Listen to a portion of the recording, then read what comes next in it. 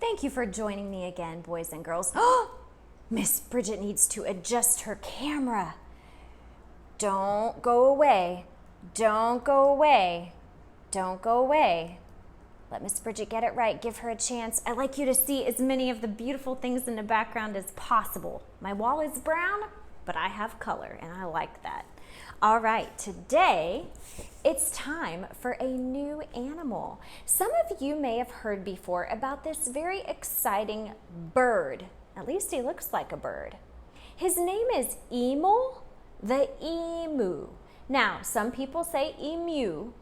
Emil the Emu. It's actually going to depend on whether you speak English as a first language or Spanish. It's okay with Miss Bridget. You can call him Emu or Emu. It's okay. Either way is okay with me. Let's talk about him though. He is actually a bird, but he cannot fly. When I look at him, he reminds me of an ostrich. He's usually between 5 and 6 feet tall. Now, if Miss Bridget was to stand up right now, and I'm pretty short, I'm actually about 5 feet 2 inches. So this bird is around the same height that Miss Bridget is. So he's as tall as some humans. He weighs about 100 pounds. That means he weighs a lot for a bird. He has brownish black feathers, and they're usually very, very thick. He has small wings that are hidden underneath his feathers. He has very long legs, and you can see those long legs in our picture, and they make him a very, very fast runner. Swift is the word I would use. An emu eats fruit and green plants, like so many of the other animals we've talked about. He often becomes a pest because he likes to eat farmers' crops, and he breaks down sheep fences? Are you kidding me, Emil? Do you really do those things?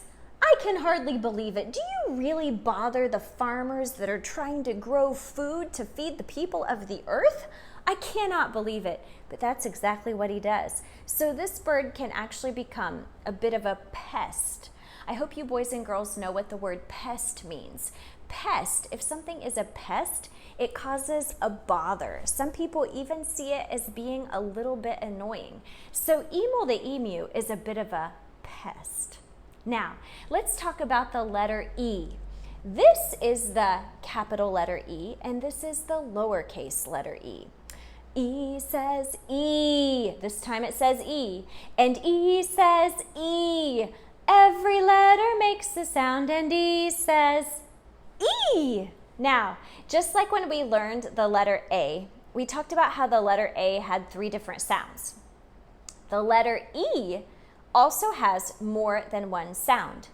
The letter E has 2 different sounds. So when you look at the letter E and you see the short straight line over the top, it's the E that says its own name, like E. E as in eagle. Speaking of birds, E as in eagle. But our bird of special interest is Emil Emu. So this week, or not this week, yes, this week, but certainly today, we are going to remember Emil Emu. And everything that we can possibly learn about him, we want to.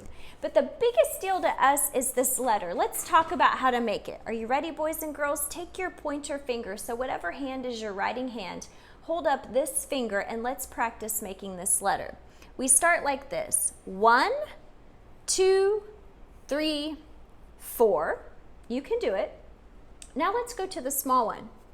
Start right here. 1, 2. That's right. Now, there's more than one way to make the small letter E, but the way I'd like to teach you today is the way that I find to be the easiest. Are you ready? 1, 2. Now, we can talk about it more a little bit later, but I'd like you to start by doing that. Emil the Emu does have his own song, just like all of the other animals. I'm going to say the words to the song to you. If you see me running from the zoo, I'm coming to help. I'm an emu. If you see me running from the zoo, I'm coming to help. I'm an emu. Now, that's a short song. We've had some long ones, but that's a short one. think about the words. If you see me running, if, does if have the E sound? No. You, does you have the E sound? No. See, if you see, like with your eyes, see. Wait a minute, when I say see, yes, I do hear the E sound, like Emil Emu. If you see me running from the zoo, I'm coming to help. I'm an emu. When I say the word emu, you also hear the E sound that we're talking about today. Boys and girls, when you work in your pace today, remember your pace is purple on the outside. We're still in pace 1003, but today you're doing pages 9, 10, 11, 12, 13, 14, 15, and 16. Before Miss Bridget leaves, I would like to share a couple of words with you that actually have the E sound. Are you ready? Let's do it together, okay? The first word is this. Say the letter when you know it. E. Oh, that's a horrible A. My goodness, let Miss Bridget find her eraser. Let's just start again. Here we go. E, A, and we just learned about Ricky the Rabbit. Now, this is the E that says E, like Emil Emu. So let's put the sounds together. E, the A, even though we know the name of the letter, it doesn't make a sound in this word. And we already know the Ricky Rabbit sound. So let's do it. E plus ear, ear, ear. Wait a minute. I have two of them. Ear. Now let's do another one. Let's do another one. Maybe some of you know this letter. We haven't actually talked about this letter in our videos with Miss Bridget, but this is the letter W. And I know you know this letter, letter E. This E makes the Emil Emu sound. Let's put the sounds together. W says W, W, plus E like Emil Emu. W plus E. We. Wait a minute, like my friend and I, we want to go to the store. Miss Bridget always tries to choose words that we actually use when we talk to other people.